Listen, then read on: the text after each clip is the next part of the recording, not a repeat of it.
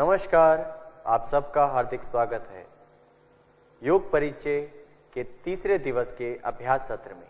आइए अभ्यास सत्र की शुरुआत प्रार्थना से करते हैं। प्रार्थना के लिए किसी भी ध्यानात्मक आसन में बैठ जाएं। सुखासन, अर्ध पद्मासन, पद्मासन। यदि आप सहज ना हो तो आप किसी चेयर पर भी बैठ सकते हैं। दोनों हाथों की ज्ञान मुद्रा धारण करें।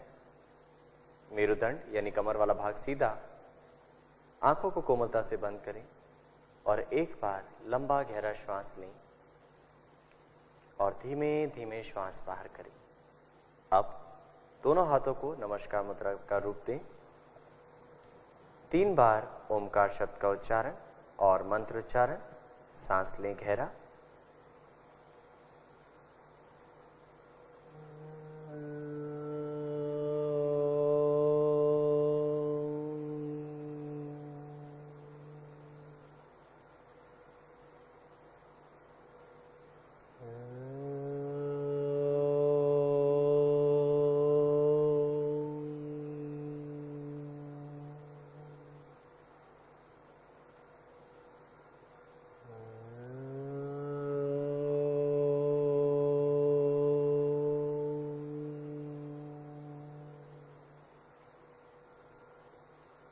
संगच्छत्वं संवदत्वं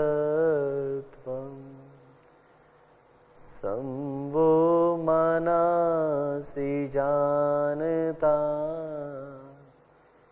देवाभागं यथा पूर्वे संज्ञानान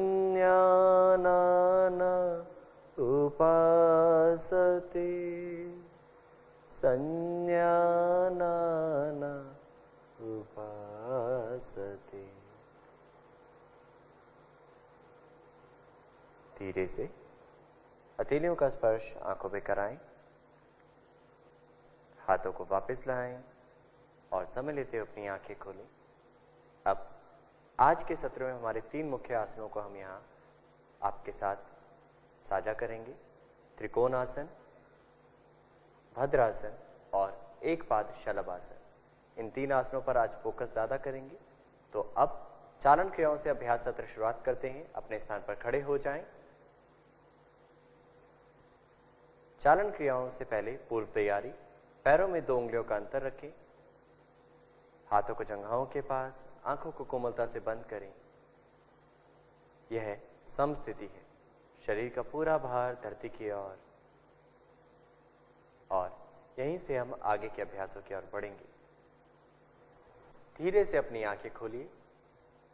अब ग्रीवा चालन क्रियाओं के लिए हाथों को कमर पर रखें। सबसे पहले ग्रीवा को आगे और पीछे झुकाने का अभ्यास। याद रहे, जिनको गर्दन से संबंधित विकार है वह इस अभ्यास को सावधानी पूर्वक करें या किसी योग प्रशिक्षक की देखरेख में करें। श्वास छोड़ते हुए गर्दन को आगे की ओर झुकाएं। श्वास भरते हुए गर्दन को मध्यम भाग में लाएं। पुनः श्वास छोड़ते हुए गर्दन को पीछे की ओर ले जाएं और गले के भाग पर आने वाले खिंचाव का अनुभव करें। श्वास भरते हुए वापस मध्यम भाग में आएं। श्वास छोड़ते हुए गर्दन को आगे झुकाएं। श्वास भरते हुए मध्यम भाग और एक बार पुनः श्वास छोड़ते हुए गर्दन को पीछे की ओर ले जाएं। आंखें खुली रखें। श्वास भरते हुए मध्यम भाग में आए।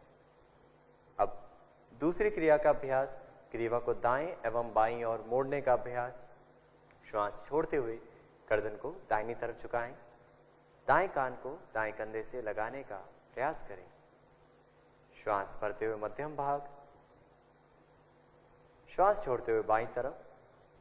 आंखें खुली रखें, कंधा ना उठाएं। श्वास भरते हुए मध्यम भाग। पुनः एक बार दोहराएं। श्वास छोड़ते हुए दाहिनी तरफ। श्वास भरते हुए मध्यम भाग। श्वास छोड़ते हुए बाईं तरफ। श्वास भरते हुए मध्यम भाग। अब तीसरी क्रिया, ग्रीवा दाएं एवं बाईं ओर मोड़ने का अभ्यास। श्वास को छोड़ते हुए यानी भार करते हुए दाईं तरफ मोड़ें ग्रीवा वाले भाग को। ठुड्डी को कंधे की सीध में लाएं। श्वास भरते हुए मध्यम भाग। श्वास छोड़ते हुए गर्दन को बाईं दिशा में मोड़े और श्वास भरते हुए मध्यम भाग में आए। एक बार पुनः यही अभ्यास दोहराएं। श्वास छोड़ते हुए दाहिनी तरफ, श्वास भरते हुए मध्यम भाग, श्वास छोड़ते हुए बाईं तरफ, श्वास भरते हुए मध्यम भाग। चौथी क्रिया, ग्रीवा को गोलाकार घुमाने का अभ्यास। गर्दन दंत से संबंधित व्यक्ति विशेष इस अभ्यास को ध्यान से करें, यानी जिनको गर्दन में दर्द है तो बहुत सावधानी से करें। सांस भरें, श्वास छोड़ते हुए गर्दन आगे झुकाएं, ठुड्डी को कंठकूप से लगाएं और अब श्वास भरते हुए गर्दन को दाईं दिशा से घड़ी की सुई की दिशा में गोलाकार घुमाने के लिए ऊपर ले जाएं और श्वास को छोड़ते हुए गर्दन को पूर्ण रूप से शून्य का आकार दें। एक बार पुनः दोहराएं। श्वास भरें, श्वास छोड़ते हुए पूरा करें शून्य को। अब यही अभ्यास विपरीत दिशा से 2 बार। श्वास भरते हुए पीछे से ऊपर, श्वास छोड़ते हुए नीचे, वापस श्वास भरते हुए ऊपर ले जाएं और श्वास बाहर करते हुए धीरे धीरे खुली आंखों के साथ गर्दन नीचे। अब श्वास भरें, गर्दन मध्यम भाग में लाएं, हाथों को वापस ले आएं और आंखों को बंद करें। ग्रीवा की 4 क्रियाओं के बाद किस प्रकार का प्रभाव ग्रीवा क्षेत्र में है, कैसा अनुभव हो रहा है, उस प्रभाव के साथ जुड़ें। अब अगली क्रिया की ओर बढ़ते हैं। अगली सूक्ष्म क्रिया, स्कंद संचालन। आंखें खोलें और श्वास भरते हुए बगल से दोनों हाथों को ऊपर की ओर ले जाएं, कोहनियां सीधी रखें, हथेलियों का मुख बाहर की दिशा में। श्वास छोड़ते हुए हाथों को वापस लाएं। एक बार पुनः श्वास भरते हुए हाथों को ऊपर ले जाएं, श्वास छोड़ते हुए हाथों को वापस लाएं। अब ग्रीवा के बाद स्कंद संचालन और स्कंद संचालन के बाद स्कंद चक्र क्रिया का अभ्यास। श्वास भरते हुए दोनों हाथों को कंधों की सीध में लाएं बगल से। श्वास छोड़ते हुए हथेलियों को कंधों पर रखें, दोनों कोहनियां वक्षस्थल के सामने मिलाएं। जितना संभव हो श्वास भरते हुए कोहनियों को ऊपर की ओर गोलाकार रूप देने का प्रयास। श्वास को छोड़ते हुए कोहनियों को घुमाते हुए सामने लाएं। अब एक बार और दोहराएं।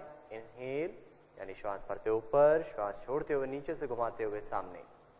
यही अभ्यास 2 बार दोहराएं विपरीत दिशा से। श्वास छोड़ते हुए ऊपर और श्वास भरते हुए नीचे, श्वास छोड़ते हुए जाएं और भरते हुए ऊपर से नीचे आएं। अब हाथों को वापस कंधे की सीध में लाएं, धीरे से हाथों को वापस लाएं। एक्सहेल, श्वास छोड़ते हुए वापस लाएं, आंखों को बंद करें, प्रभाव के साथ जुड़ें। तीसरी क्रिया, कटी चालन क्रिया। यहां पर हम 2 अभ्यास करेंगे। कमर वाले भाग को आगे और पीछे और झुकाने का अभ्यास और कमर के प्रदेश को, कमर वाले भाग को दाएं एवं बाईं ओर मोड़ने का अभ्यास। तो सर्वप्रथम पैरों में कंधों से अधिक अंतर दें। सांस भरते हुए दोनों हाथों को सामने से आकाश की ओर ले जाएं, खींचें। श्वास छोड़ते हुए पीछे की ओर जाएं। श्वास भरते हुए मध्यम भाग और पुनः श्वास खाली करते हुए नीचे की ओर झुकें। सीधी कमर के साथ हाथों की हथेलियां पैरों के बीच में रखें और कमर को नीचे की ओर खींचें। एक बार पुनः दोहराने के लिए वापस आएं। श्वास भरते ऊपर, श्वास छोड़ते हुए पीछे जाएं। क्षमता अनुसार आंखें खुली रखें। श्वास भरते वापस मध्यम भाग और श्वास छोड़ते हुए नीचे झुक जाएं। जितना संभव हो आगे की ओर झुकें। श्वास भरते हुए वापस आएं, हाथों को ऊपर खींचें सीधी कमर के साथ। श्वास छोड़ते हुए हाथों को बगल से वापस ले आएं और पैरों को मिलाएं। अभ्यास का प्रभाव अनुभव करें। दूसरी क्रिया कटी चालन में दाएं एवं बाईं ओर मोड़ने का अभ्यास। पैरों में कंधे जितना अंतर दें, आंखों को खोलते हुए। श्वास भरते हुए दोनों हाथों को सामने से कंधों की सीध में उठाएं, हथेलियां एक दूसरे की दिशा में। श्वास छोड़ते हुए दाईं तरफ मोड़ें शरीर के ऊपरी भाग को, आंखें खुली रखें। श्वास भरते हुए मध्यम भाग, श्वास छोड़ते हुए बाईं तरफ मोड़ें। श्वास भरते हुए मध्यम भाग। एक बार पुनः दोहराएं। श्वास छोड़ते हुए दाहिनी तरफ, श्वास भरते हुए मध्यम भाग, श्वास छोड़ते हुए बाईं तरफ और श्वास को भरते हुए मध्यम भाग में वापस आएं। हाथों को वापस लाएं और पैरों को समीप करें, विश्राम करें। कटी की क्रिया का प्रभाव कटी प्रदेश में अनुभव करें और अब अपने आप को तैयार करें अगली क्रिया के लिए, जो हमारे इस अभ्यास क्रम में अंतिम सूक्ष्म क्रिया है, घुटने की चालन क्रिया। आंखों को खोलें। घुटने चालन क्रिया के लिए पैरों में कंधे जितना अंतर दें। श्वास भरते हुए दोनों हाथों को सामने से कंधों की सीध में लाएं, हथेलियों का मुख नीचे की ओर। श्वास छोड़ते हुए घुटनों को मोड़ें और बैठने की स्थिति में आए। जिनको घुटनों से संबंधित विकार है, घुटने दर्द की परेशानी है, ध्यान रहे इस अभ्यास को सावधानी पूर्वक करें। श्वास भरते हुए वापस एक बार पुनः दोहराएं। श्वास छोड़ते हुए नीचे जाएं। जांच लें घुटने पंजे से बाहर तो नहीं है। श्वास भरते हुए वापस आएं, हाथों को वापस लाएं और पैरों को मिलाएं। इन 4 क्रियाओं का अभ्यास जो आपने किया उनका प्रभाव अनुभव करें। ग्रीवा, स्कंद, कटी और घुटने की चारण क्रिया। अब आगे के अभ्यास की ओर बढ़ते हैं। इस सत्र में आगे के अभ्यास यानी योग आसनों का अभ्यास। तो सर्वप्रथम ताड़ासन का अभ्यास हम करेंगे। यहाँ पर आंखों को खोलें और शरीर को दूसरी दिशा में मोड़ें। ताड़ासन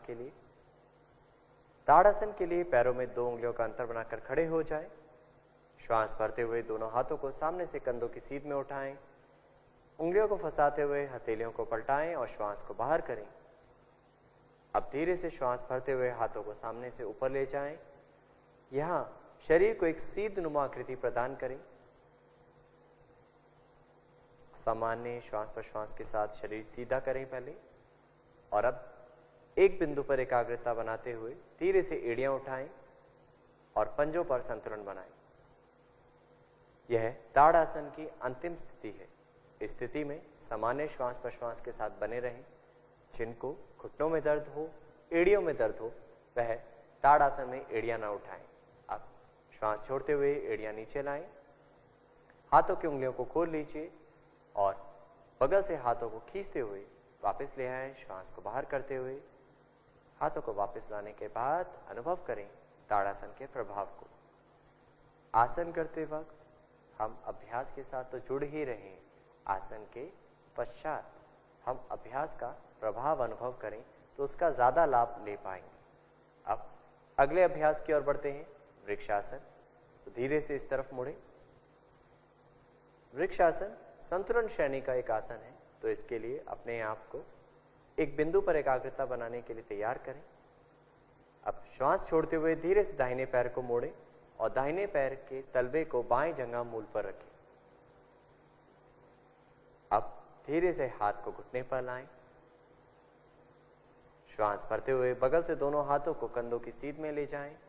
हथेलियां पलटाएं और हाथों को ऊपर ले जाएं। नमस्कार मुद्रा में हाथों को जोड़ें, हाथों को खींचें। सामान्य श्वास प्रश्वास के साथ वृक्षासन में बने रहें।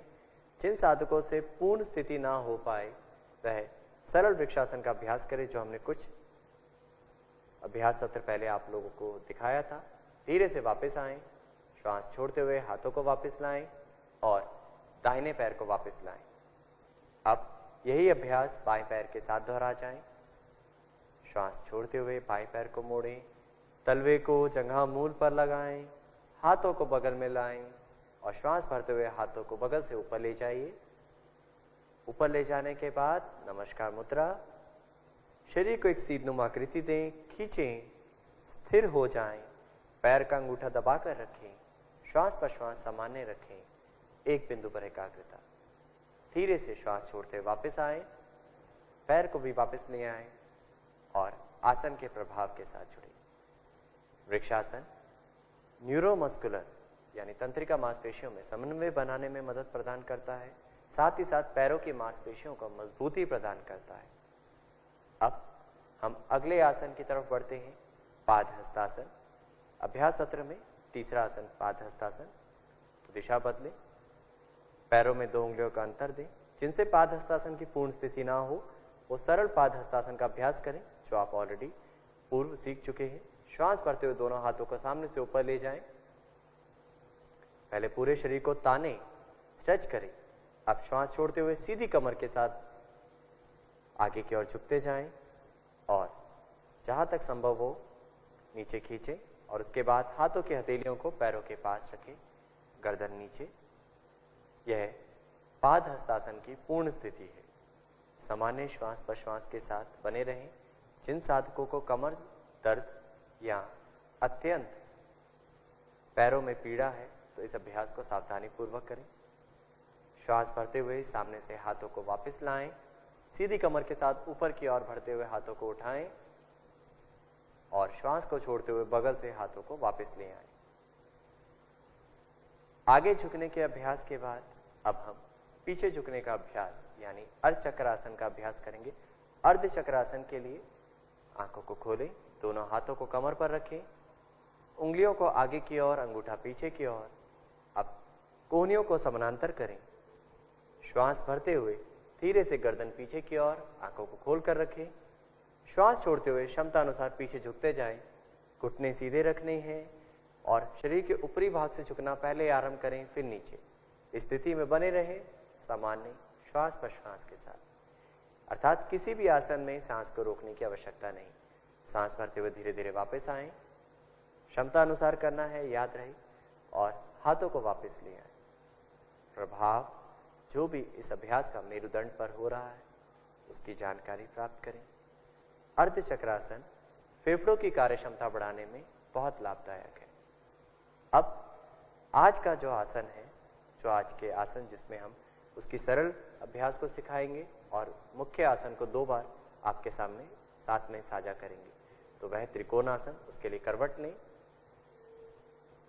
पहले सरल अभ्यास त्रिकोणासन का। त्रिकोणासन, इस आसन के नाम से ही पता चलता है इसकी पूर्ण स्थिति में त्रिकोण नुमा आकृति यानी ट्रायंगुलर शेप बनेगी। तो इस आसन के लिए पैरों में कंधों से अधिक दूरी बनाकर खड़े हो जाएं। पहले सरल अभ्यास, उसमें भी हम 2 अभ्यास दिखाएंगे। यहाँ पर श्वास भरते हुए दोनों हाथों को बगल से कंधों की सीध में ले जाएं, हथेलियों का मुख नीचे की ओर, पंजे समानांतर, हाथ कंधे की सीध में। श्वास छोड़ते हुए धीरे धीरे दाईं दिशा में झुकते जाएं। जितना संभव हो उतना झुके दाहिने हाथ को घुटने के पास, और अब धीरे से बाएं हाथ की हथेली को पलटाते हुए हाथ को कान के पास ले आए बिना कोहनी मोड़े हुए। यह एक सरल तरीका है त्रिकोणासन का। श्वास भरते हुए वापस आ जाएं मध्यम भाग में और इस अभ्यास को विपरीत दिशा से भी कर जाएं। श्वास छोड़ते हुए बाईं तरफ झुके, दाएं हाथ की हथेली पलटाएं, दाहिने हाथ को कान के पास लाएं बिना कोहनी मोड़े हुए। नाभि, सीना और नासिका एक सीध नुमा आकृति में। धीरे धीरे वापस आ जाएं और मध्यम भाग में आने के बाद श्वास छोड़ते हुए हाथों को वापस लाएं, पैरों को मिलाएं और पुनः समस्थिति में आ जाएं। अब त्रिकोणासन के दूसरे सरल तरीके की ओर बढ़ते हैं। पैरों में कंधों से अधिक दूरी बनाएं। सांस भरते हुए दोनों हाथों को बगल से कंधों की सीध में ले जाएं। धीरे से दाहिने पैर को दाईं दिशा में मोड़े 90 डिग्री के कोण में, और धीरे से घुटने को मोड़ते हुए सांस छोड़ते हुए दाईं दिशा में झुके। इसमें ज्यादा ना झुकें, जितना संभव हो, और बाएं हाथ को कान के पास ले जाएं। यह दूसरा सरल तरीका है। आप श्वास भरते हुए मध्यम भाग में आए, घुटना सीधा करें, पंजे को सीधा करें। अब दूसरी दिशा से इस अभ्यास को दोहराएं। श्वास छोड़ते हुए धीरे धीरे घुटने को मोड़ें और बाईं दिशा में झुकते जाएं। हाथ को कान के पास ले आएं। श्वास भरते हुए धीरे से मध्यम भाग में वापस आ जाएं और हाथों को वापस ले आएं, पैर को भी वापस सीधा करें, पैरों को मिलाएं और आंखों को बंद करें। यह सरल तरीका था। अब हम पूर्ण स्वरूप त्रिकोणासन का जो सामान्य योग अभ्यास क्रम में अपनाया गया है उसको यहाँ 2 बार हम करेंगे। तो त्रिकोणासन के लिए तैयार हो जाएं। आंखें खोलें, पैरों में कंधों से अधिक दूरी बनाएं। श्वास भरते हुए दोनों हाथों को कंधों की सीध में बगल से उठाएं। कंधे की सीध में लाने के पश्चात हाथों के हथेलियों को बाहर की दिशा में करें और दाहिने पैर के पंजे को दाईं दिशा में घुमाएं। अब श्वास को छोड़ते हुए, खाली करते हुए दाएं दिशा में झुकते जाएं और धीरे से दाएं हाथ की उंगलियों को दाहिने पैर के पंजे के पीछे रखने की कोशिश करें। संभव है तभी करें, अन्यथा जितना संभव है उतना झुकें। गर्दन घुमाएं और ऊपर बाएं हाथ की उंगलियों को देखने का प्रयास करें। कोशिश करें एक सीध नुमा आकृति हो आपके दोनों हाथों की। सामान्य श्वास प्रश्वास के साथ बने रहें। जिनसे पूर्ण स्थिति ना हो पाए वो सरल तरीका अपनाएं। श्वास भरते हुए वापस आएं और अब यही अभ्यास दूसरी दिशा से करेंगे। पहले दाएं पैर को वापस ले आएं और अब बाएं पैर को बाएं दिशा में मोड़ें। श्वास छोड़ते हुए धीरे धीरे बाएं दिशा में झुकते जाएं। हाथ की उंगलियों को पैर के पीछे रखने की कोशिश। गर्दन को घुमाते हुए हाथ को देखें। शरीर का भार आगे की ओर ना आने दें, भाग में रखें और पूर्ण स्थिति में सांस सामान्य स्थिति में रहे। सांस को रोकने का कार्य ना करें। धीरे धीरे वापस आए सांस भरते हुए और धीरे से पैर के पंजे को सीधा करें। हाथों को वापस लाएं, पैरों को मिलाएं और विश्राम करें।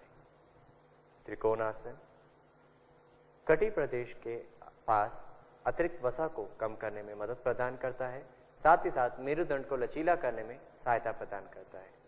अब यही आसन एक बार और दोहराएंगे, तो ध्यान से देख लीजिए। कहीं भी आपको लगता है कुछ कमी है, आपको नहीं समझ आया तो देख लीजिए। पैरों में कंधों से अधिक दूरी बनाएं, लगभग 2 से 2.5 फीट। श्वास भरते हुए बगल से दोनों हाथ कंधों की सीध में लाएं, हथेलियां बाहर की ओर। दाहिने पैर के पंजे को दाईं दिशा में घुमाएं और सांस छोड़ते हुए दाईं दिशा में झुकें। झुकते वक्त जितना संभव हो उतना झुकें। दाहिने हाथ की उंगलियों को दाहिने पैर के पंजे के पीछे रखने की कोशिश, ना हो तो टखने तक और संभव हो तो और नीचे। और धीरे से गर्दन घुमाएं और बाएं हाथ की उंगलियों को देखें। इस स्थिति में सामान्य श्वास प्रश्वास के साथ बने रहें। अब धीरे धीरे सांस भरते हुए वापस आएं। मध्यम भाग में पैर के पंजे को सीधा करें और अब बाएं पैर के पंजे को बाईं दिशा में घुमाएं। श्वास को बाहर करते हुए धीरे धीरे बाईं दिशा में झुकते जाएं। नाभि, सीना, नासिका एक सीध में। गर्दन घुमाएं, ऊपर देखें, यानी शरीर के भार को आगे की ओर ना जाने दें। अब गर्दन घुमाने के बाद ऊपर देखें और दोनों हाथों को एक सीध में लाने का प्रयास करें। अलाइनमेंट बहुत महत्वपूर्ण है। धीरे धीरे वापस आएं श्वास भरते हुए और धीरे से बाएं पैर के पंजे को सीधा करें। श्वास छोड़ते हुए हाथों को नीचे लाएं, पैरों को मिलाएं और विश्राम करें। यहां जो भी अनुभव आप कर पा रहे हैं उस अनुभव के साथ जुड़े, अर्थात खड़े होकर करने वाले आसनों के पश्चात आपके शारीरिक स्तर पर जो भी बदलाव आ रहे हैं उसका अनुभव करें और श्वास प्रश्वास के स्तर पर क्या बदलाव है, मानसिक स्तर पर क्या बदलाव है, उसका अनुभव। अब अगली श्रेणी की ओर बढ़ते हैं। बैठकर किए जाने वाले आसनों का अभ्यास।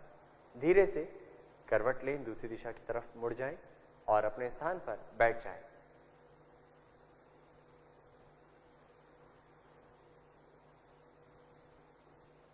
अब बैठकर किए जाने वाले आसनों के लिए अपने आप को तैयार करें।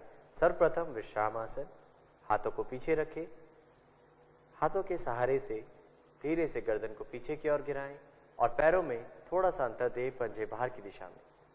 यह विश्राम आसन है। बैठकर किए जाने वाले आसनों से पूर्व की स्थिति और अभ्यास को खत्म करने के पश्चात विश्राम की स्थिति। अब यहां से हम आगे के अभ्यासों की ओर बढ़ते हैं। दंडासन। आंखों को खोलें और धीरे से दोनों पैरों को मिलाएं। हाथों को नितंब के पास लाएं। हाथों की उंगलियों का मुख पैरों की पंजे की ओर और धीरे धीरे हथेलियों पर हल्का सा दबाव देते हुए कमर सीधी करें, गर्दन सीधी। याद रहे पंजे, एड़ियां, घुटने मिले हुए हैं, कमर सीधी। यह दंडासन की पूर्ण स्थिति है। सामान्य श्वास प्रश्वास के साथ अनुभव करें, या तो एक बिंदु पर देखते हुए या आंखों को बंद करके इस आसन का अनुभव करें और आसन के साथ जुड़ जाएं। धीरे से आंखें खोलें। अब धीरे से वापस आएं, हाथों को पीछे ले जाएं, पुनः विश्राम आसन में विश्राम करें।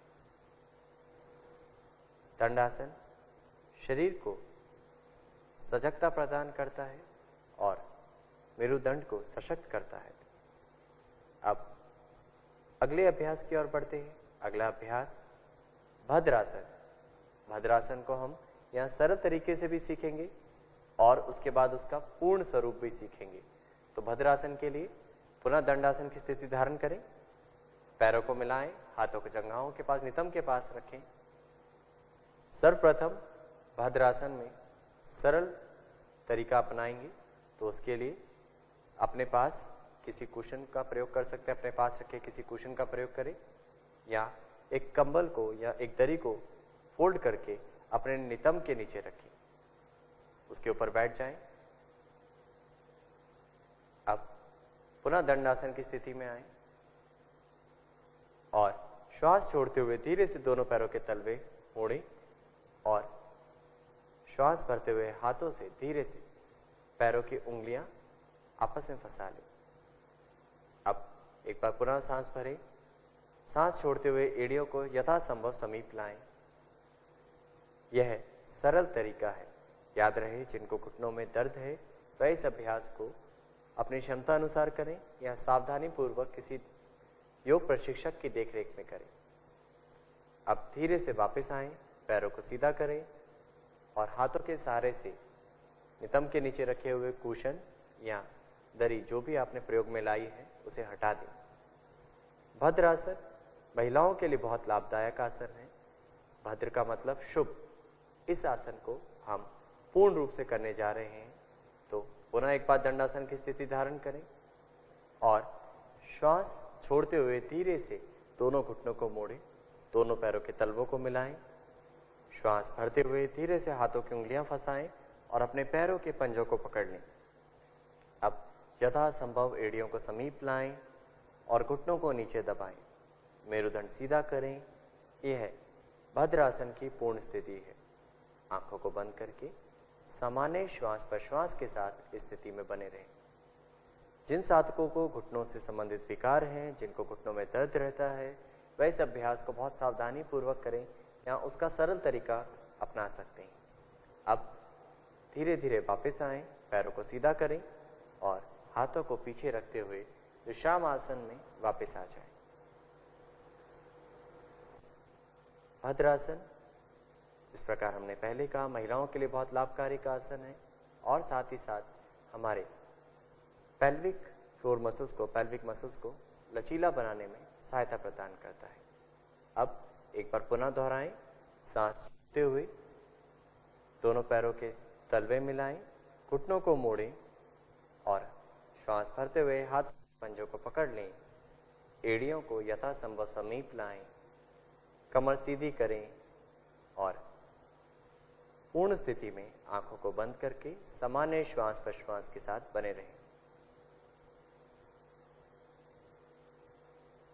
सिर से लेकर कमर वाला भाग और मेरुदंड से नितंब तक एक सीध आकृति। अब धीरे धीरे आंखें खोलें और पुनः वापस विश्राम आसन में आ जाएं। विश्राम करें, पैरों को सीधा करें, हाथों को पीछे रखें, पंजों को बाहर की ओर खोलें, आंखें कोमलता से बंद। अब अगले अभ्यास की ओर बढ़ते हैं, वज्रासन। तो वज्रासन के लिए धीरे से आंखों को खोलिए, दोनों पैरों को मिलाएं, हाथों को नितंब के पास रखें यानी दंडासन की स्थिति धारण करें। अब यहीं से धीरे से दाहिने पैर को मोड़ें और दाएं पैर के एड़ी को दाहिने नितंब के पास लाएं। यही इसी प्रकार बाएं पैर के साथ करें। याद रहे, आपके पैर का अंगूठा सिर्फ आपस में स्पर्श कर रहा हो। एड़ियों के बीच में बैठने की कोशिश करें।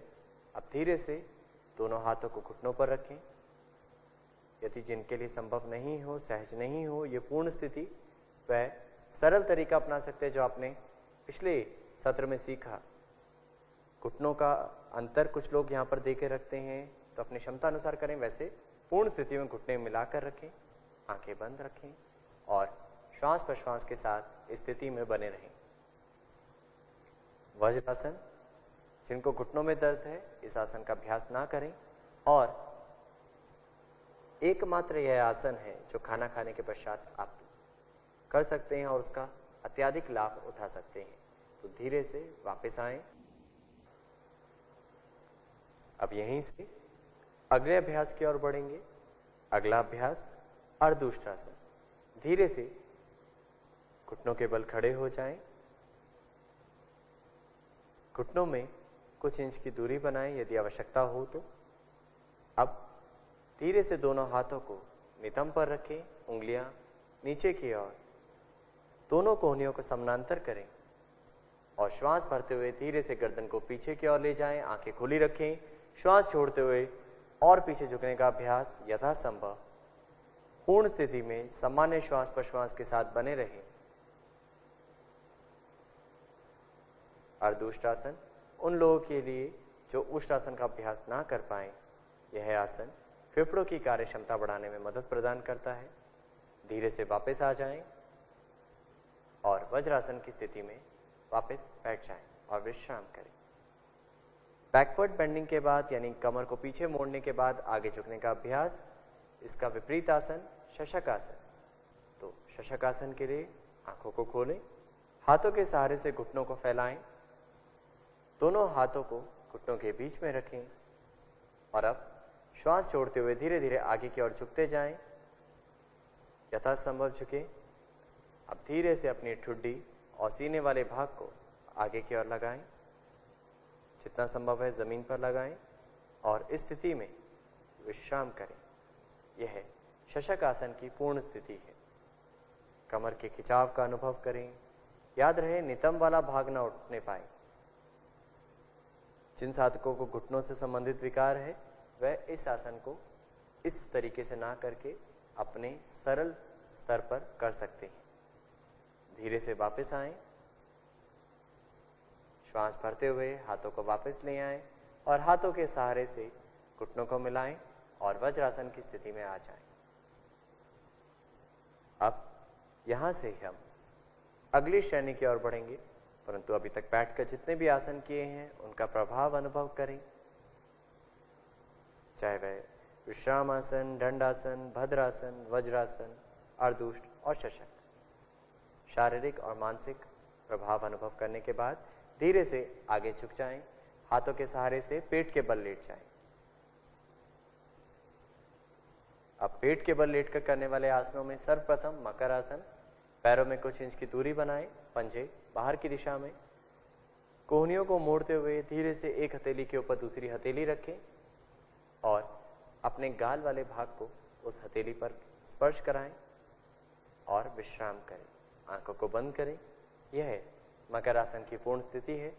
मकर आसन विश्राम श्रेणी का, विश्रामदायक श्रेणी का एक आसन है और पेट के बल लेटकर किए जाने वाले आसनों में पूर्व तैयारी भी कहा जा सकता है। अब यहीं से अगले अभ्यास की ओर बढ़ते हैं। सरल भुजंग आसन। दोनों पैरों को मिलाएं, दोनों हाथों को एक बार आगे की ओर खींचें और अब धीरे से कोहनियों को मोड़ते हुए अपनी कोहनियां शरीर के समीप लाएं। कोहनियां, हथेलियां और आपकी कलाई जमीन पर। श्वास भरते हुए धीरे से गर्दन उठाएं। अगला अभ्यास सरल भुजंगासन। कंधा उठाएं और सीने वाले भाग को जितना संभव हो उठाएं। हाथों को व्यवस्थित कर लें। सरल भुजंगासन मेरुदंड को लचीला बनाता है और साथ ही साथ कमर से संबंधित विकारों को दूर करने में मदद प्रदान करता है। पैर मिले हुए, क्षमता अनुसार पीछे की ओर झुकना है और अब धीरे धीरे श्वास छोड़ते हुए वापस आएं और मकर आसन में एक बार पुनः विश्राम करें।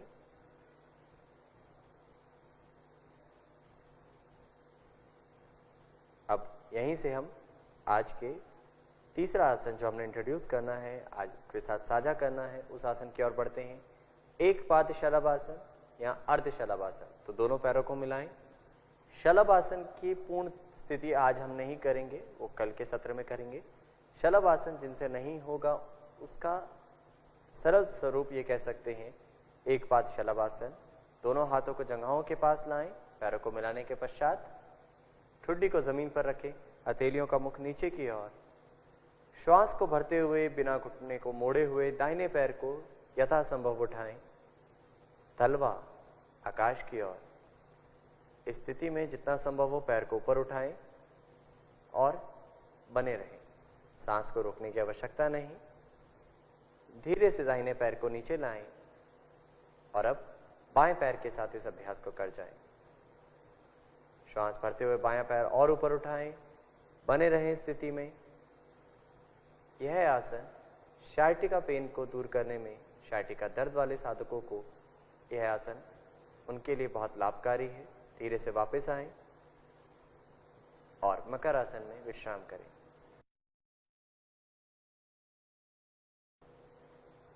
एक बार पुनः इस अभ्यास को दोहराएं। दोनों हाथों को एक बार आगे की ओर खींचें और अब यहीं से दोनों हाथों को बगल से जंघाओं के पास ले आएं। जिनसे शलभासन ना हो पाए वो अर्ध शलभासन का अभ्यास करें। एक बार पहले अर्ध शलभासन, उसका सरल तरीका, श्वास भरते हुए दाहिने पैर को उठाएं। एक बार देख लीजिए। जिनसे शलभासन की पूर्ण स्थिति ना हो पाए, शलभ यानी एक टिड्डे नुमा आकृति, धीरे धीरे वापस आएं। यही अभ्यास विपरीत पैर के साथ, दूसरे पैर के साथ वापस आएं और अब मकर आसन विश्राम करें।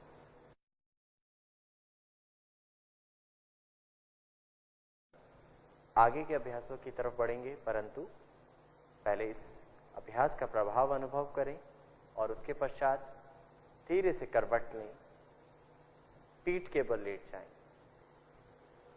पीठ के बल लेटकर आज के सत्र में हम दो अभ्यासों को करेंगे, पवन मुक्तासन और शवासन। तो सर्वप्रथम अपने आप को व्यवस्थित कर लें, पीठ के बल। अब धीरे से दोनों पैर को मिलाकर रखें, हाथों को जंघाओं के पास ले आएं, हाथ खींच के रखें। श्वास भरते हुए धीरे से दोनों पैरों को उठाएं, सीधा करते हुए बिना घुटनों को मोड़े, और श्वास छोड़ते हुए धीरे से घुटनों को मोड़िए और घुटनों को सीने वाले भाग के समीप लाएं। अब एक बार पुनः श्वास भरें और हाथों को उठाएं, हाथों की उंगलियां फंसाएं, घुटनों से निचले भाग को पकड़ लें, पंजे बाहर की दिशा में। श्वास को खाली करते हुए गर्दन को उठाएं और अपने ठुड्डी या नासिका को घुटनों के बीच में लगाने की कोशिश करें। यह पवन मुक्तासन की पूर्ण स्थिति है। जिनको ग्रीवा में दर्द की परेशानी है वह गर्दन ना उठाएं, और जो पवन मुक्तासन में इस स्तर पे ना कर पाए तो पैरों में हल्का सा अंतर दे सकते हैं। अब धीरे से वापस आएं, सांस भरते हुए गर्दन नीचे, हाथों को वापस लाएं, पैरों को सीधा कर दें ऊपर की ओर, और सांस को छोड़ते हुए यानी बाहर करते हुए पैरों को वापस लाएं और विश्राम करें। शवासन। अब अगला अभ्यास शवासन। शवासन पीठ के बल लेटकर किए जाने वाले आसनों में एक विश्रामदायक स्थिति है, और यह आसन पूरे शरीर और मन को शिथिलता प्रदान करने में बहुत लाभकारी है, तनाव को दूर करने में बहुत लाभकारी है। तो आइए देखते हैं शवासन का अभ्यास करते हैं। पैरों में अंतर कंधों से अधिक, पंजे बाहर की दिशा में, हाथों को जंघाओं से थोड़ा दूर रखें, हथेलियां आसमान की ओर खुली हुई। यह स्थिति शवासन की स्थिति कहलाती है। परंतु शारीरिक स्थिति के पश्चात आप अब अपनी चेतना की यात्रा पैरों के पंजे से सिर तक ले जाएं, अर्थात पैरों की उंगलियां बंद आंखों से अनुभव करें और ढीला छोड़ें। फिर पैरों की एड़ियां अनुभव करें और ढीला छोड़ते जाएं। इसी प्रकार पैरों की एड़ियों से लेकर सिर वाले भाग तक कोई भी भाग कसाव में, खिंचाव में, तनाव में अनुभव हो तो उस भाग को ढीला छोड़ते जाएं। पिंडलियां, घुटने, जंघाएं, नितंब ऐसे धीरे धीरे ऊपर तक शरीर का अनुभव करें। प्रत्येक अंग को शिथिल कराएं, प्रत्येक शरीर का भाग शिथिल हो जाए।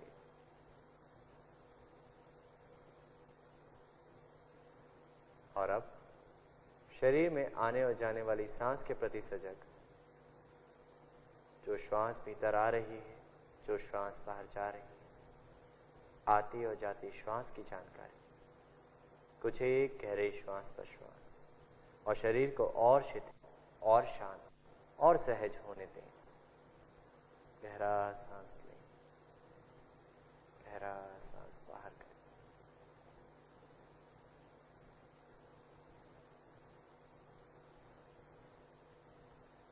शवासन शरीर को शिथिलीकरण की तरफ लेकर बढ़ता है और आगे के अभ्यास के लिए हमारे शरीर को तैयार करता है।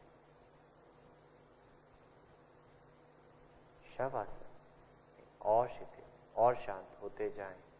हर प्रश्वास के साथ शरीर को और ढीला छोड़ते जाएं।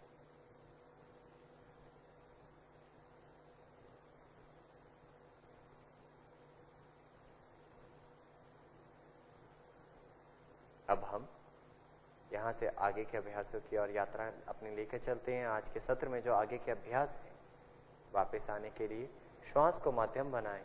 शवासन से बाहर आने के लिए एक बार गहरा सांस लें, गहरा सांस बाहर करें और हाथों पैरों की उंगलियों में हलचल करें। Move your fingers and toes. धीरे से दाएं या बाईं करवट लेट जाएं। जिस करवट लेटने के लिए आप अपने शरीर को मोड़ रहे हैं, उस तरफ हाथ का तकिया बनाएं। 1 से 2 सांस उस करवट लें और अब सहारा लेते हुए अपने स्थान पर उठकर बैठ जाएं।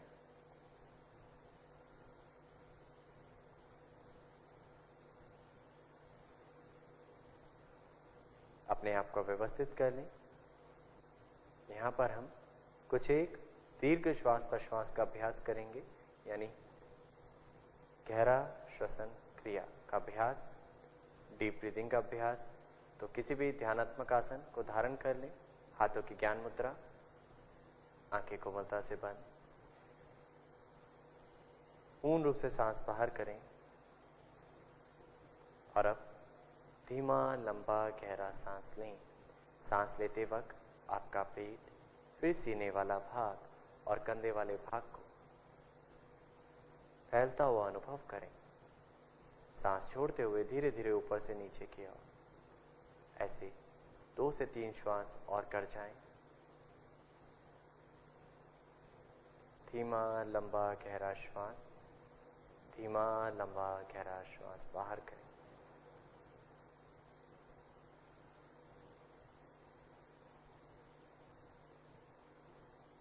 दीर्घ श्वास प्रश्वास कहीं ना कहीं तैयारी है आगे प्राणायाम के लिए। अब दीर्घ श्वास प्रश्वास के साथ हम आगे बढ़ते हैं। अनुलोम विलोम प्राणायाम या नाड़ी शोधन प्राणायाम। एक बार पुनः अपने आप को जांच लें, व्यवस्थित कर लें। किसी भी ध्यानात्मक आसन में बैठ जाएं। यदि बदलाव लाना चाहते हैं आसन में तो बदलाव लाएं। अब बाएं हाथ की ज्ञान मुद्रा धारण करें और दाहिने हाथ की प्राणायाम मुद्रा धारण करें।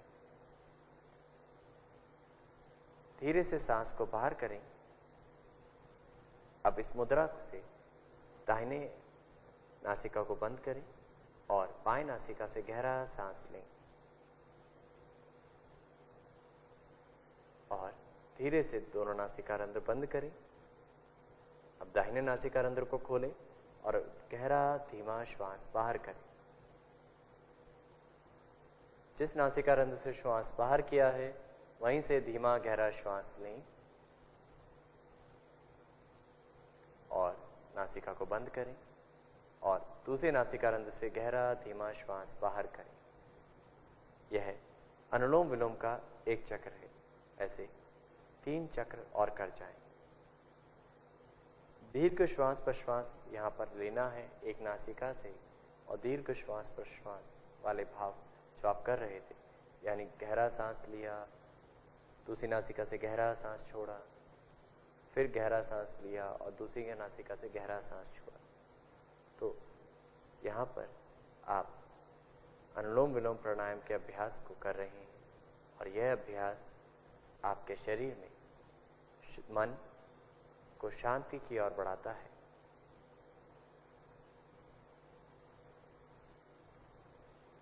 अभ्यास आपके शरीर और मन में सामंजस्य बढ़ाने में मदद प्रदान करता है और मन को शांति की ओर लेकर जाता है। याद रहे, आपकी श्वास धीमी, गहरी और लयबद्ध हो।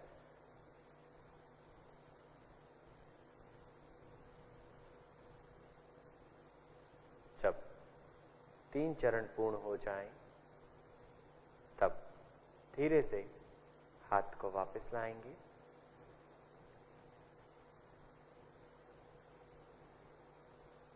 इस अभ्यास को करते वक्त कहीं भी झटके ना हो, सांस में बहुत सहजता से करना है। अनुलोम विलोम प्राणायाम के बाद जो मन शांत हुआ है उसे और गहरी शांति की ओर लेकर चलते हैं। ध्यान का अभ्यास, ध्यान मुद्रा धारण करें।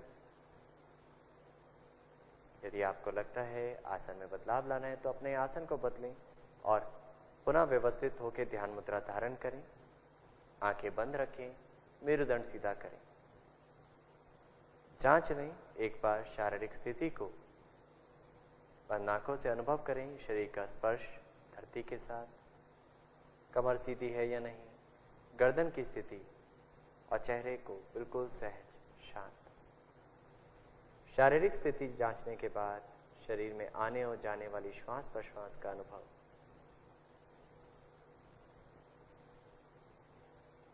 हर एक सांस को देख जाएं, हर एक सांस को देख जाएं। यानी जो भी सांस भीतर आ रही है उसकी जानकारी हो, जो भी सांस बाहर जा रही है उसका अनुभव हो। और धीरे धीरे श्वास की अनुभूति के बाद शरीर की संवेदनाओं का अनुभव। शरीर, श्वास और संवेदनाएं, इस तरीके से भीतर की यात्रा की ओर बढ़ सकते हैं। ध्यान योग का एक प्रमुख अंग है। ध्यान हमें खुद को खुद से जोड़ने का माध्यम बताता है। ध्यान एक गहरी शांति की ओर ले जाने का माध्यम है।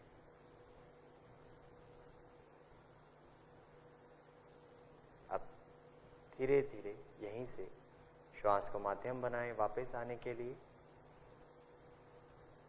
और मन ही मन संकल्प धारण करें।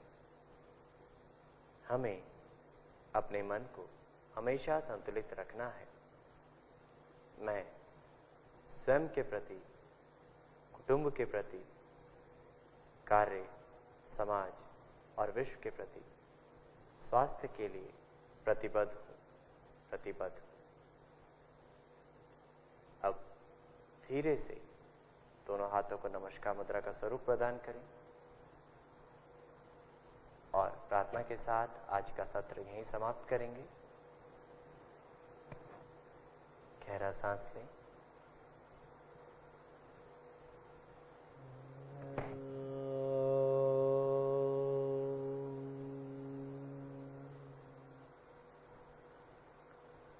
सर्वे भवन्तु सुखिनः, सर्वे सन्तु निरामया,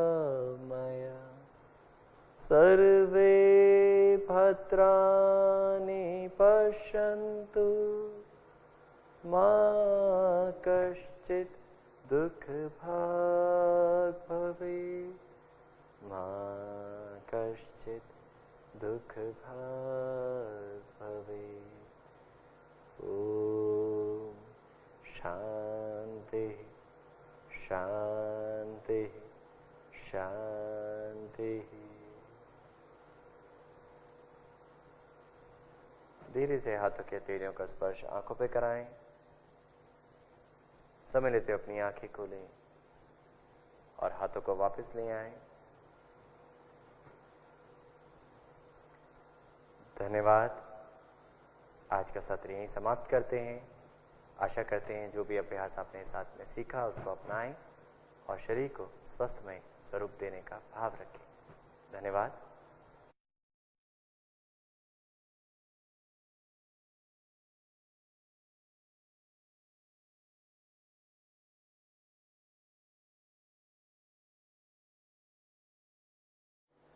नमस्कार। योग परिचय कार्यक्रम के तृतीय दिवस के व्याख्यान सत्र में आप सभी का स्वागत है। तो व्याख्यान सत्र का आरंभ प्रार्थना के साथ करेंगे। आंखों को कोमलता से बंद करें, दोनों हाथ नमस्कार की मुद्रा में। लंबा गहरा श्वास लें।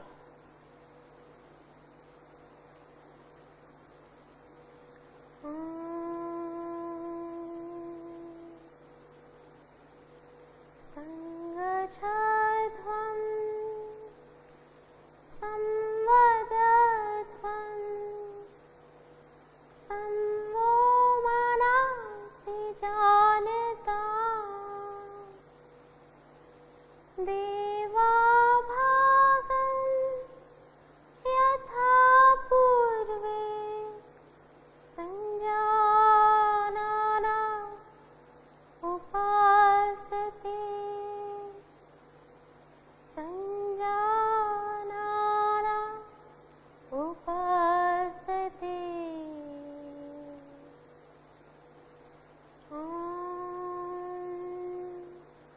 शांति शांति शांति।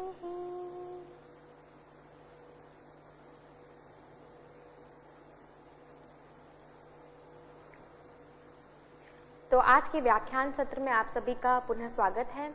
आज का जो हमारा विषय है वह है योगासन, परिचय, सिद्धांत एवं मुख्य विशेषताएं, जो कि बहुत ही मुख्य आज का हमारा व्याख्यान सत्र है, क्योंकि आसन सभी के प्रिय हैं। अगर मैं ये कहूँ कि योग में आसन जो है वो सबसे ज़्यादा लोकप्रिय हैं जन सामान्य में, तो उसमें कोई अतिशयोक्ति नहीं होगी। हम सभी के लिए ही आसन बहुत ही प्रिय हैं और योग का बहुत ही महत्वपूर्ण अंग है आसन।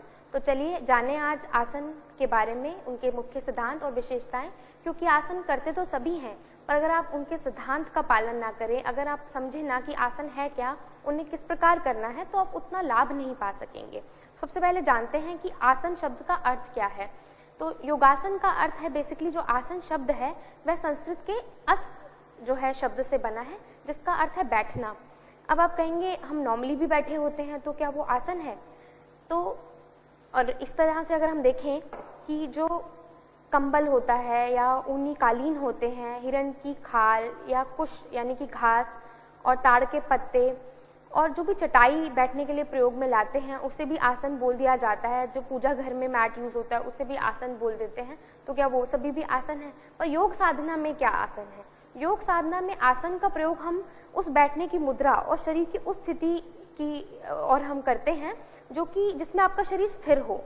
सबसे महत्वपूर्ण यह है कि शरीर उसमें स्थिर होना चाहिए, मन उसमें स्थिर हो और सुख की स्थिति हो। अगर आप आसन कर रहे हैं और आप स्थिर नहीं है उसमें, तो वो आसन नहीं माना जाएगा। अगर आपको उसमें सुख की अनुभूति नहीं हो रही, आपको कष्ट हो रहा है, पेन हो रहा है, तो इसका मतलब आप आसन नहीं कर रहे हैं। आप व्यायाम कर सकते हैं बट आसन नहीं है वो। तो और योगासन का उद्देश्य क्या है? आसन क्यों किया जाता है? आज के समय में जो आसन मुख्यतः किया जा रहा है वो उसके शारीरिक और मानसिक लाभ के लिए किया जा रहा है, पर आसन का जो उद्देश्य एक योग साधक के लिए होता है वो उससे कहीं बढ़कर है।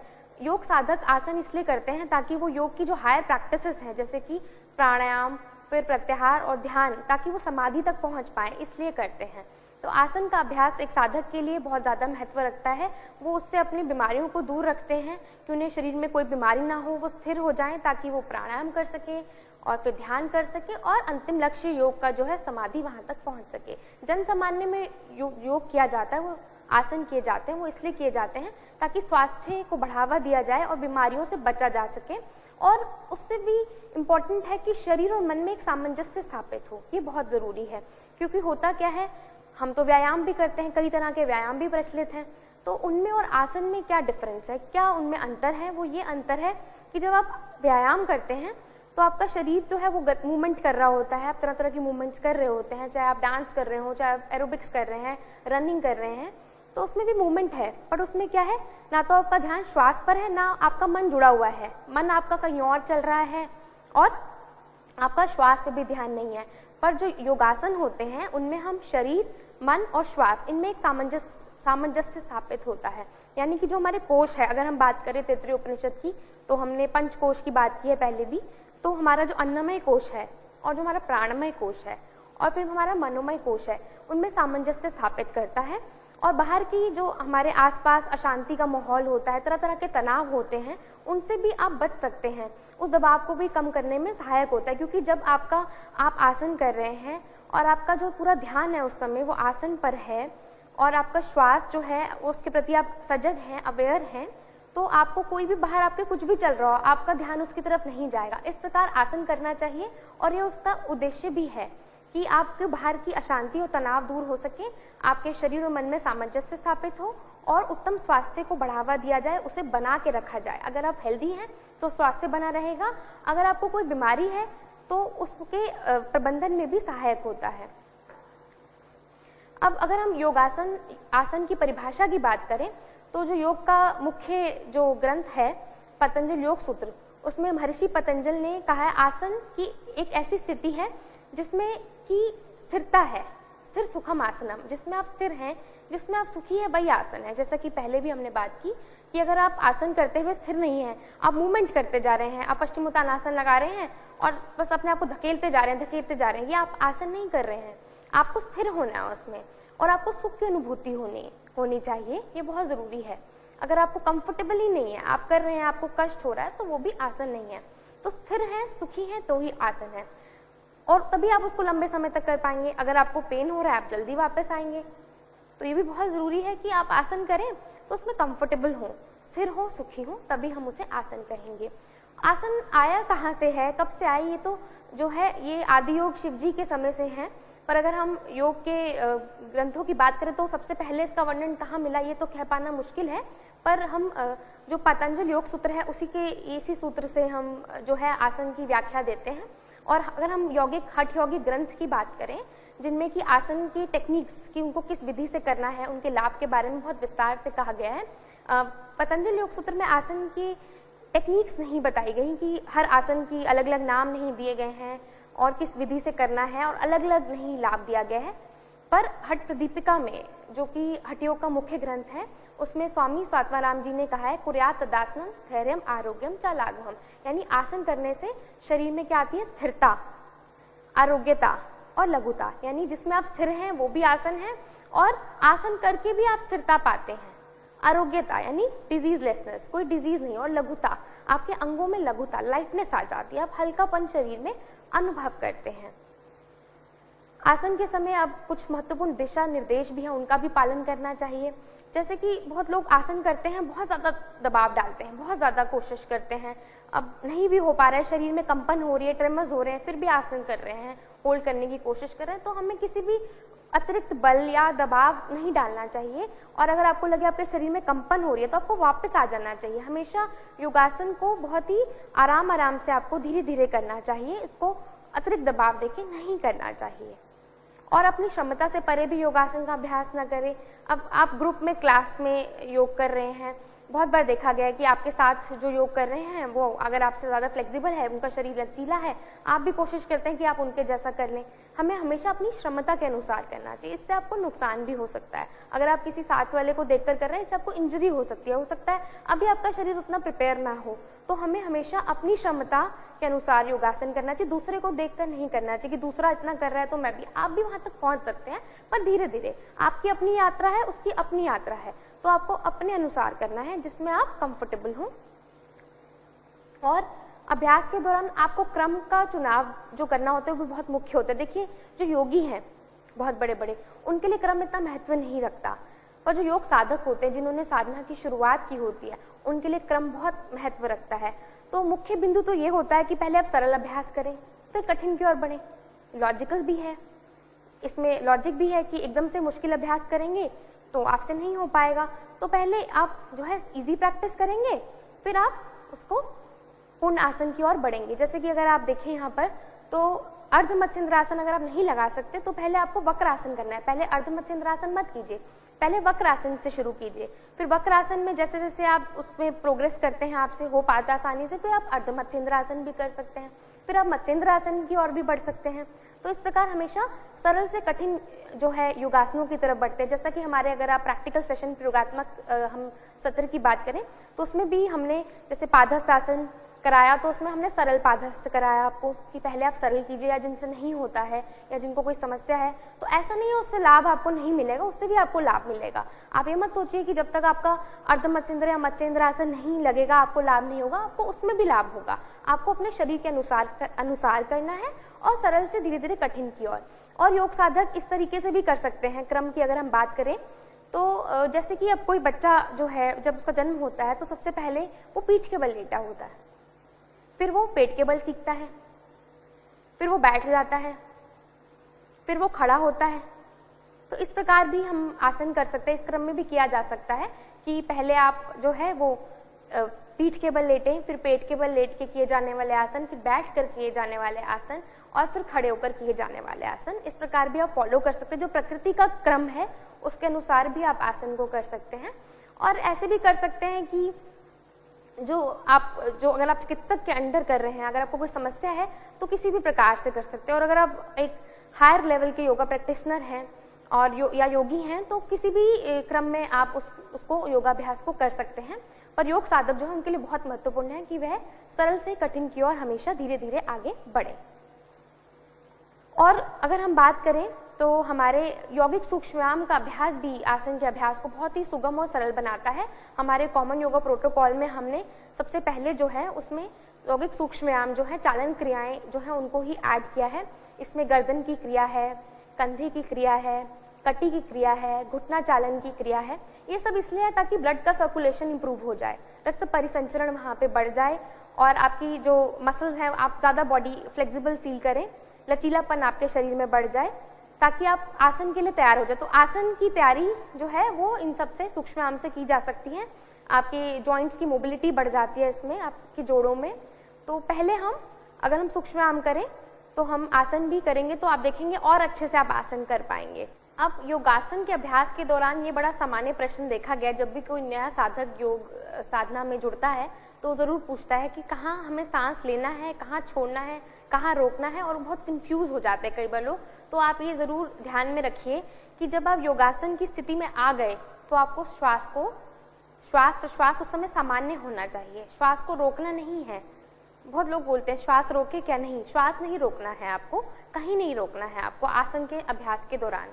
ऐसे कुछ आसन होते हैं जिनमें नेचुरली श्वास रुकने लगता है, वो अलग बात है, पर अपनी तरफ से आपको हमेशा श्वास को सामान्य रखने का ही प्रयास करना चाहिए।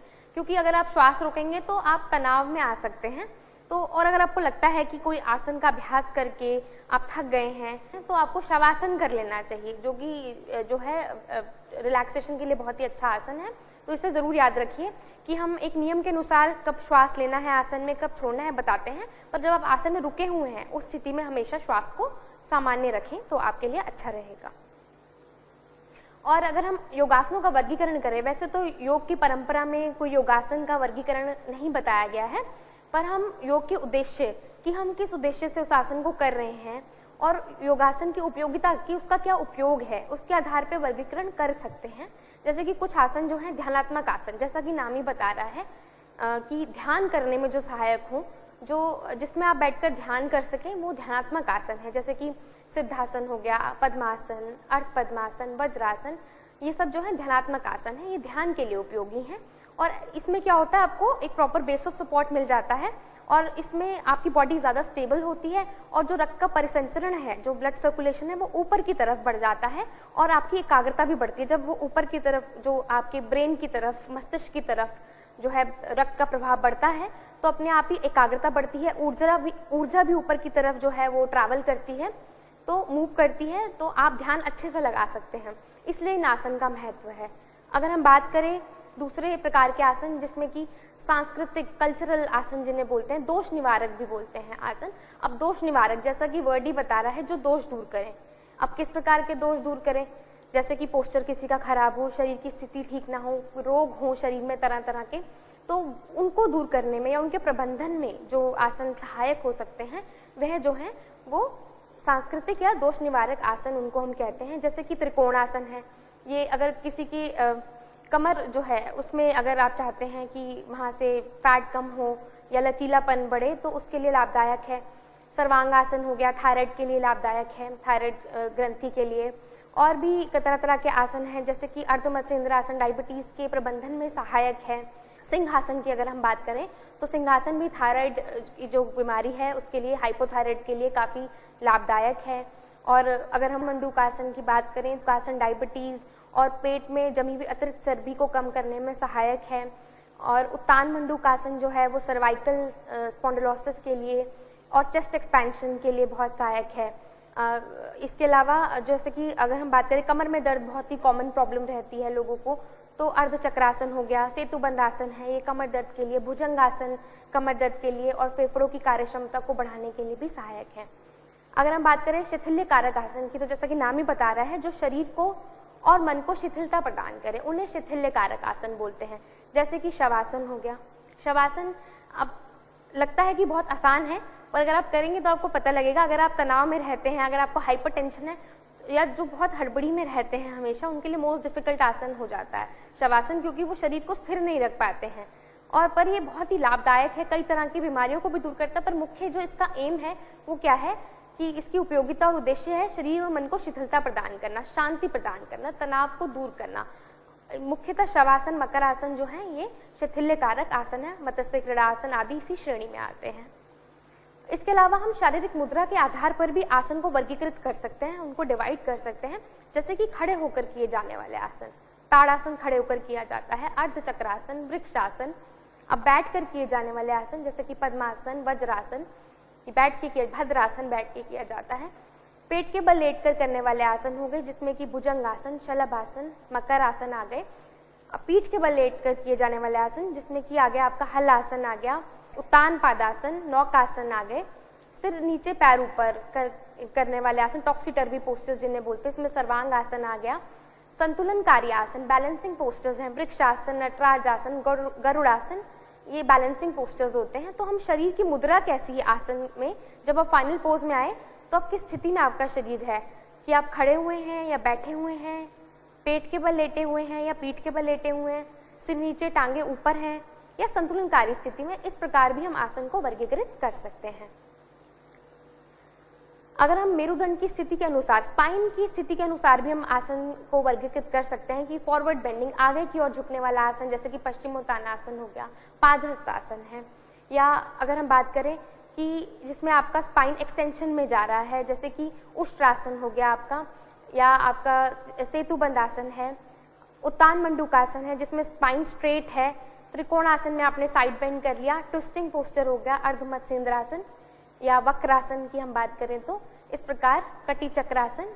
तो हम मेरुदंड, आपकी स्पाइन की क्या स्थिति है, और ये बहुत इंपॉर्टेंट भी है, स्पाइन की सारे ही आसन, कमर की जो मेरुदंड की जिसमें सारी मूवमेंट हो जाए, ये सब हमें डेली करने चाहिए। तो उसके अनुसार भी हम आसन को वर्गीकृत कर सकते हैं, आगे झुकने वाले, पीछे की ओर झुकने वाले और ट्विस्ट करने वाले कमर को। अब हम योगासन के अगर सिद्धांत की बात करें तो हम पतंजलि योग सूत्र की बात करते हैं। तो आसन कैसा होना चाहिए, स्थिर सुखम आसन, जिसमें हम स्थिर हो, जिसमें हम सुखी हो, आरामदायक हो। और उसके बाद जो दूसरा सूत्र आता है वो है प्रतन शिथिल्य अनंत समापत्तिभ्याम। इसको लोग फॉलो नहीं करते हैं। पहले में तो बताया कि आसन है क्या, अब दूसरे में महर्षि पतंजलि जी ने बताया कि आसन को करना कैसे है। इसे जरूर ध्यान दें अगर आप चाहते हैं आसन का पूर्ण लाभ मिले तो, कि प्रतन की शिथिलता हो। आसन ऐसे करें, जो लोग बिल्कुल नहीं कर रहे हैं फॉलो, बहुत ज्यादा फोर्स लगाते हैं। प्रतन शिथिल्य, महर्षि पतंजलि जी ने साफ शब्दों में कहा है कि एफर्टलेस, एफर्ट्स ना हो आपके, इतने ओवर एफर्ट नहीं करना है आपको। इवन ये बाधक तत्व भी है, अत्याहार प्रयासज, ओवर एग्जर्ट करना जो है बाधक तत्व, योग में साधक नहीं है। तो इसलिए प्रतन शिथिल्य अनंत समापत्ति। अब आपका मन कहाँ एब्जॉर्ब हो, ऐसा नहीं है कि आप आसन कर रहे हैं, साथ में फोन आया और आप फोन उठा के बात करने लग गए, उससे आपको कोई लाभ नहीं मिलने वाला। या आप आसन कर रहे हैं और ध्यान आपका ये है कि किचन में क्या बन रहा है, या बाहर की तरफ ध्यान है, या टीवी की तरफ ध्यान है, तो ऐसे करके आसन करने का कोई लाभ नहीं है। आपका ध्यान जो है वो अनंत में एब्जॉर्ब हो जाए, इनफाइनाइट में, भगवान की तरफ ध्यान हो आपका। तो इस तरीके से अगर आप आसन करें, उसमें आपके प्रयास सब शिथिल हो जाएं, रिलैक्स हो जाएं और आप अनंत के साथ विलय हो जाएं। जब आप सहजता लाएंगे तो अपने आप ही ऐसा होगा। बार बार आप सहजता से अभ्यास करेंगे तो आप ऐसा महसूस करेंगे कि आपका जो मन है वो अनंत के साथ विलय हो रहा है। इस प्रकार अगर आप आसन करेंगे, स्थिर होंगे, सुखी होंगे और सहज होंगे, कोई उसमें आप ओवर एफर्ट नहीं लगाएंगे, अनंत के साथ विलय होंगे, तो हम तीसरे लाभ की तरफ बढ़ पाएंगे, जिसमें कि महर्षि पतंजलि जी ने कहा है ततो द्वंद्वानाभिघातः, यानी कि योग करने से सभी प्रकार के, योगासन करने से सभी प्रकार के द्वंद्व दूर हो जाते हैं। यानी कि सर्दी गर्मी, ज्यादा सर्दी लगना, ज्यादा गर्मी लगना, या अगर हम बात करें कि द्वेष की भावना आती है, जलस की भावना आती है, दुख की जो भावना, दुख की अनुभूति होती है, इन सब से आप परे जा सकते हैं। द्वंद्व, हर प्रकार के जो द्वंद्व हैं, चाहे वो शारीरिक हो या मानसिक हो, वो समाप्त हो जाएंगे, तभी तो आप प्राणायाम के लिए तैयार होंगे। जब तक आपके शारीरिक मानसिक द्वंद्व आपके साथ रहेंगे, तब तक आप प्राणायाम में नहीं बैठ पाएंगे। लोग सोचते हैं आसन तो कई देर अभ्यास कर लेते हैं, वैसे तो जनरली आसन जो है एक बिगिनर के लिए, जो उसने योग साधना का आरंभ किया है, 45 मिनट्स का अभ्यास भी ठीक है, पर धीरे धीरे योग साधक इसे बढ़ा भी सकते हैं। बट होता क्या है कि आप आसन तो कर लेते हैं, पौना घंटा 1 घंटा भी कर लेते हैं, उससे अधिक भी कर लेते हैं, पर प्राणायाम में लोग 5 मिनट भी नहीं बैठ पाते हैं। जबकि आसन जो है वो बहिरंग योग है और धीरे धीरे हमें अंतरंग की तरफ यात्रा करनी है। तो प्राणायाम में आप कैसे बैठ पाएंगे? जब आप आसन का पूरे तरीके से नहीं करेंगे, आप प्राणायाम भी ठीक से नहीं कर पाएंगे। अगर आप सिर्फ चाहते हैं कि आपको सिर्फ शारीरिक और मानसिक कुछ लाभ मिल जाए, तो आप उस प्रकार कर रहे हैं, बट अगर आप योग की साधना एक्चुअली में करना चाहते हैं, एक्चुअली में आप चाहते हैं आप अंतिम लक्ष्य तक पहुंच जाएं, आपके सभी द्वंद्व दूर हो जाएं और आप सीरियसली योग की साधना करना चाहते हैं, तो आपको इस प्रकार करना चाहिए। तो एक्चुअली में अपने आप आपको जो है वो तीसरा जो सूत्र है, जिसमें महर्षि पतंजलि जी ने बताया है कि इससे क्या होता है, द्वंद्वों का नाश होता है, तो वो आपको प्राप्त हो पाएगा। इसके बाद योगासन की कुछ मुख्य विशेषताएं भी हैं, जैसे कि बहुत जरूरी है, लोग सिर्फ फाइनल पोस्टर को मेन समझते हैं, जबकि बहुत जरूरी है आसन की प्रारंभिक स्थिति क्या है, समस्थिति क्या है। जैसे कि बैठने वाले आसन जो होते हैं जनरली उनकी समस्थिति दंडासन होती है। ऐसे नहीं कि आप डायरेक्टली जो है आसन में वज्रासन में बैठ जाएंगे, आप दंडासन में पहले आएंगे, ठीक है। और इसके अलावा स्टैंडिंग पोस्टर्स की भी एक समस्थिति होती है, पहले आप उसमें आए, उसके बाद आप अब हमारे प्रैक्टिकल सेशन अटेंड कर रहे हैं, उसमें आप देख सकते हैं कि पहले एक समस्थिति में हम आते हैं, उसके बाद हम आसन करते हैं। और उसके बाद आसन के स्टेप्स, विन्यास, वो भी बहुत इंपॉर्टेंट है, किस प्रकार आपको मूवमेंट करनी है। जब आप आसन करते हैं तो जैसे अगर मैं ताड़ासन की बात करूं, आप ताड़ासन कर रहे हैं, पहले आपने हाथों को उठाया ऊपर की ओर, फिर आपने एड़ी को उठाया, पर जब आप वापस आएंगे तो पहले एड़ी नीचे आएगी, फिर हाथ नीचे आएगा, यानी रिवर्स जो है क्रम में, विपरीत क्रम में आपको वापस आना होता है। और श्वास क्रम की हमने पहले भी बात की है कि श्वास प्रश्वास का तरीका बहुत मैटर करता है। जब भी आप पीछे की ओर जाते हैं तो आप श्वास लेते हैं, चेस्ट एक्सपेंशन होता है, जब आप आगे की ओर झुकते हैं आपका एब्डोमिनल जो है रीजन वो कॉन्ट्रैक्ट होता है, दबता है, दबाव आता है उसमें, तो आप श्वास छोड़ते हैं। तो ये बहुत मैटर करता है कि श्वास प्रश्वास का तरीका क्या हो आसन करते समय, और आपकी दृष्टि भी बहुत मैटर करती है। जैसे कि कुछ आसन है, अब जैसे कि हम बात करें वृक्षासन की, आप सभी ने सीखा है, तो वृक्षासन में अगर आप आसन कर रहे हैं और आप कभी इधर देख रहे हैं कभी उधर देख रहे हैं, तो आपका बैलेंस नहीं बन पाएगा। बहुत जरूरी है कि आपका जो दृष्टि हो वो किसी एक स्थान पर केंद्रित हो जाए, वहीं पे आप देखते रहें, तो ही आप उसमें स्थिर हो पाएंगे, नहीं तो हिलते डुलते रहेंगे। और हम बात करते हैं अगर सिंहासन की, तो भूमध्य दृष्टि उसमें होती है। तो ऐसे ही आसन करते हुए दृष्टि भी बहुत जो है महत्व रखती है, और आसन की अंतिम स्थिति बहुत मैटर करती है। एक आरंभिक स्थिति है और एक अंतिम स्थिति है कि फाइनल पोस्टर। बहुत लोग सोचते हैं कि पूरा पोस्टर लग जाए तभी वो अंतिम स्थिति, जितना आप कर पाए, जहां तक आप पहुंच पा रहे हैं, वो आपके आसन की अंतिम स्थिति है, वो आपका अंतिम लक्ष्य है। और आसन करने के बाद विश्राम बहुत जरूरी है, शारीरिक और मानसिक स्तर पर। आजकल 108 सूर्य नमस्कार कर रहे हैं, बहुत ज्यादा अभ्यास कर रहे हैं, पर विश्राम करना नहीं चाहते। जो आसन करने का सही तरीका है, उसमें आप हर आसन के बाद विश्राम कर सकते हैं, रिलैक्स कर सकते हैं। आपने हमारा प्रैक्टिकल सेशन अटेंड किया होगा, उसमें हम बोलते हैं हर आसन के बाद इसके शरीर में पड़ने वाले जो प्रभाव है उसको अनुभव करें कि क्या प्रभाव पड़ा है। कोई भी, चाहे आसन कर रहे हैं चाहे प्राणायाम कर रहे हैं, उसके प्रभाव को अनुभव करें। तो आसन की समस्थिति, प्रारंभिक स्थिति, कैसे शुरुआत करनी है, किस स्टेप में जाना है, किस स्टेप में वापस आना है, आसन करते हुए श्वास की स्थिति, आसन में बने रहें तो सामान्य स्थिति, आसन में वापस आते हुए स्थिति, दृष्टि कहाँ पर हो आसन करते हुए, और आसन की अंतिम स्थिति आपके सामर्थ्य अनुसार, और आसन के अंत में विश्राम। ये बहुत मैटर करता है, ये बहुत मायने रखता है और बहुत ही महत्वपूर्ण भाग है। तो आज हमने जाना कि आसन शब्द का क्या अर्थ है, आसन कहाँ से आया है, आसन की परिभाषा क्या है योग सूत्र के अनुसार, हमारे हठ योगी ग्रंथ में, जैसे कि हमने बताया आपको कि हठ प्रदीपिका में आसन के बारे में कहा है, शरीरम आरोग्यम चालाघवम, घरण संहिता में आसनेन भवे दृढ़म कहा गया है कि आसन करने से शरीर में दृढ़ता आती है, ये आसन के लाभ हैं। इवन आसनेन रजोहंती, ये भी बहुत मैटर करता है कि आसन करने से जो है वो रजोगुण कम होता है। 3 प्रकार के गुणों की बात की गई है, सत्व, रजस और तमस। तो जब आप आसन करते हैं तो रजोगुण, जो ओवर एक्टिव माइंड है, ओवर एक्टिव जो आपकी बॉडी है, वो जो है वो रजोगुण जो है समाप्त होता है। डिजायर्स भी इसका मतलब कम होंगी। जब रजोगुण कम होगा तो आपके मन की चंचलता, शरीर की चंचलता कम होगी, रजोगुण आपके अंदर कम हो जाएगा तो इच्छाएं भी कम होंगी। और रजोगुण अधिक होने से क्या होता है, दुख शोक काम्य प्रदा, ऐसा भगवत गीता में भी लिखा है कि रजोगुण के कारण क्या होता है, जब राजसिक गुण ज्यादा होते हैं तो दुख और शोक जो है इंसान को घेर लेता है। तो जब रजोगुण आसन समाप्त करेंगे तो दुख और शोक भी जीवन से अपने आप जाएगा। इवन भगवत गीता में भी मेंशन है, अगर हम बात करें आसन के बारे में, समकाय शिरोग्रीवम, इस प्रकार बोला गया है कि जो है ये भी बहुत इंपॉर्टेंट है कि कमर सीधी रहे। आसन का अगर हम भगवत गीता के बारे में बात करें तो उसमें मुख्य पॉइंट, मुख्य बिंदु यही है कि आसन करते हुए कमर सीधी रहे, तभी आप जो है योग की हायर प्रैक्टिसेस की तरफ बढ़ सकते हैं। क्योंकि अगर कमर सीधी रहेगी तभी कुंडलिनी शक्ति जागृत होगी और सुषुम्ना नाड़ी में जो है वो कुंडलिनी ऊपर की तरफ वो मूव कर पाएगी और आप मोक्ष की प्राप्ति कर सकेंगे। जो योग के साधक है उनके लिए बहुत इंपॉर्टेंट है। तो एक आसन करने से ये भी लाभ होता है। तो हमने आसन के अर्थ के बारे में जाना, उसकी परिभाषा के बारे में जाना, उसके मुख्य सिद्धांत क्या है, किस प्रकार करना है, उसकी मुख्य विशेषताएं क्या है, इसके बारे में आज हमने जाना। आशा करती हूँ आप सभी को आज का जो सेशन है वो आपने अच्छे से सुना होगा और आप इसे फॉलो करें। इससे भी ज्यादा इंपॉर्टेंट है कि आप इसे फॉलो करें ताकि आपको पूर्ण इसका लाभ हो सके। तो आज के लिए इतना ही, एंड करेंगे सेशन।